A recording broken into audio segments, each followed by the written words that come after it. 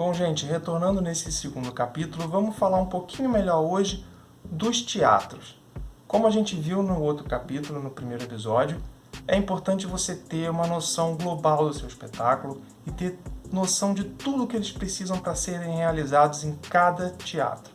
E aí vamos falar um pouco desse ponto específico. Você, como produtor, vai precisar fechar e contratar cada um desses teatros. E aí a forma de contratação varia muito, cada teatro tem a sua, alguns são teatro privado, que você acha uma pauta e consegue pagar o mínimo e você consegue a sua pauta. Outros são teatros públicos, que dependem às vezes de editais, ou dependem às vezes de uma seleção da prefeitura, do estado que o administra. Mas de uma forma geral, cada teatro vai ter a sua regra, a sua forma de contratação. Nos documentos e anexos vocês vão encontrar alguns modelos. E a primeira coisa é você entender se o teatro específico atende o seu projeto. E claro, forma mais básica, ligar para o teatro, entrar em contato por e-mail, pedir o rider técnico, ver se ele é compatível com o rider do seu espetáculo. E quando falamos de rider, estamos falando do quê? Das necessidades técnicas do seu espetáculo e do que o teatro oferece como parte técnica. E é isso que você vai ter que casar para entender se esse teatro atende o seu espetáculo. Claro, tem que pensar na localização, se é um teatro conhecido, se é um teatro que atrai público, se é um teatro que você tem que construir através da divulgação. O público que vai nele são pontos importantes, mas aqui, novamente, vamos pensar na parte mais de produção e na parte mais técnica. A partir do momento que você fez o contato inicial com o teatro, a administração da casa vai te mandar uma proposta de negociação, que aí, como eu disse, pode variar imensamente, mas podem te cobrar uma locação, podem te cobrar um valor mínimo de bilheteria por sessão, podem te cobrar uma taxa de utilização, são N variáveis e você precisa entender se essa proposta que o teatro te fizer é válida para o seu projeto, se adequa ao seu projeto, se adequa ao seu orçamento, se você pode pagar por ela, ou caso você não possa 100%, se vale a pena o risco de tentar uma bilheteria muito alta, entrando no risco e caso não consiga essa bilheteria, você arcar com isso, são cálculos que você como produtor tem que fazer do seu projeto para entender se esse teatro é viável ou não. Normalmente, o ideal é você conseguir uma negociação favorável de bilheteria. Então, você ficar com 70% da bilheteria e o teatro 30%. Sem ônus para nenhuma das duas partes, mas eu sei que isso às vezes é difícil. Então, tentar negociar mínimo por apresentação mais baixos possíveis, para caso você não atinja na sua bilheteria, você ter que pagar um valor baixo. Então, cada um vai ter a sua negociação. É importante você ver se o seu projeto se adequa à proposta que o teatro está fazendo para você.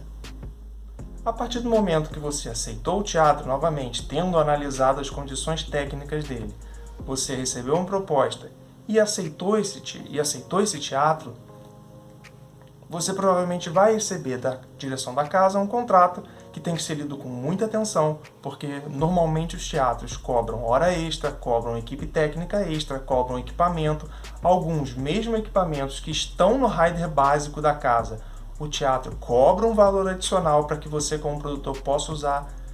Você vai ter que se responsabilizar por equipamentos e tudo que o teatro dispõe para entregar na melhor condição possível quando você sair de lá. Então é muito importante você ler o contrato com muita atenção, de preferência fazer um resumo das suas obrigações e dos seus deveres, para que você possa, no momento que entrar lá, otimizar o seu tempo, otimizar a sua equipe e deixar tudo muito claro para como tem que ser feito enquanto você estiver lá.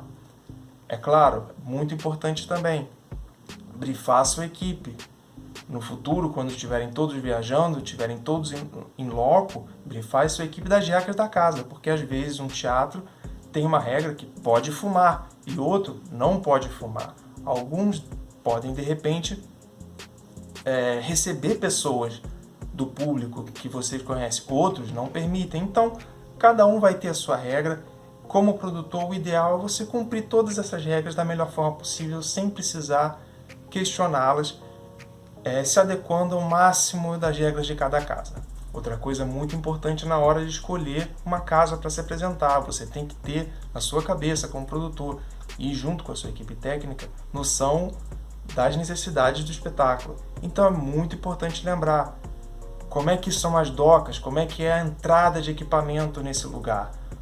Seu cenário é muito grande, seu cenário é pequeno, isso é tudo que você tem que avaliar, porque às vezes um cenário muito grande, muito complexo, não passa em certos lugares, então você precisa descarregar com muito mais tempo de antecedência e isso pode acarretar tanto necessidade de equipe a mais quanto necessidade de horas. E essas horas, todos os teatros vão cobrar por essas horas. Então, novamente, o principal desse momento, antes de escolher, é conhecer o seu projeto, saber absolutamente de tudo que ele precisa e se o seu teatro que você está interessado se adequa. Às vezes ele pode não se adequar por tamanho de palco, por poucos equipamentos, por qualquer que seja o motivo, e você vai ter que escolher uma outra casa. Eu já fiz isso várias vezes, a maioria dos produtores talvez já tenham feito isso também. Então isso é muito fundamental, é muito importante. Ver se o teatro que você quer se adequa ao seu espetáculo tecnicamente.